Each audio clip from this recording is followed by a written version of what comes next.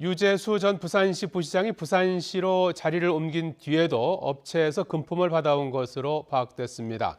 뇌물 문제로 청와대 감찰을 받고 금융위원회에서 퇴직해 자리를 옮겼지만 개의치 않고 뇌물 수수를 이어간 겁니다. 박석영 기자입니다. 유재수 전 부산시 경제부시장은 뇌물 문제로 청와대 감찰을 받은 뒤 금융위에서 물러났고 지난해 부산시 부시장으로 영전했습니다. 그런데 부산시로 자리를 옮긴 뒤에도 뇌물을 받은 사실이 검찰 수사에서 드러났습니다. 검찰 공소장에는 유 전 부시장이 취임 2달 뒤 채권 추심업체 A 회장에게 자신의 이름으로 추석 선물을 대신 보내달라 요구했다는 내용이 담겼습니다. 자신이 선물할 사람들에게 40만 원에 육박하는 소고기를 보내도록 시키고 돈은 주지 않은 겁니다. 같은 해 11월에는 A 회장에게 출판사를 통해 자신의 책 100권을 사도록 시켰습니다.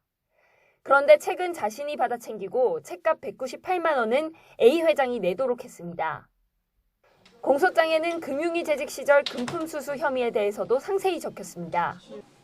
유 전 부시장은 금융위 재직 시절인 지난 2010년 서울 강남에 있는 아파트를 사겠다며 A 회장에게 2억 5천만 원을 무이자로 빌리고 1천만 원을 갚지 않은 것으로 적시됐습니다. 이유는 황당하게도 유 전 부시장이 집값이 오르지 않았다고 푸념하자 돈을 빌려준 사람이 1천만 원을 받지 않은 겁니다. 또 오피스텔이나 호화 골프텔 이용, 아들 인턴십과 동생 취업 문제 해결 등 다른 업체 대표들에게도 오랜 기간 다양한 형태로 뇌물을 받은 정황들이 쓰여 있습니다. 이 때문에 검찰은 청와대의 지난 2017년 감찰 중단에 문제가 있었다고 판단하고 있습니다. 재판을 넘겼다고 하는 것은 검찰도 이제까지 가지고 있었던 여러 가지 증거들이 있다라는 자신을 가지고 있다라는 것인데 그러면은 왜 이 민정수석실에서는 그 당시에 감찰을 할 대상이 아니라고 봤을까?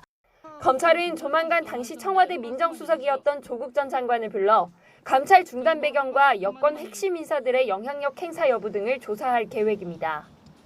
YTN 박석영입니다.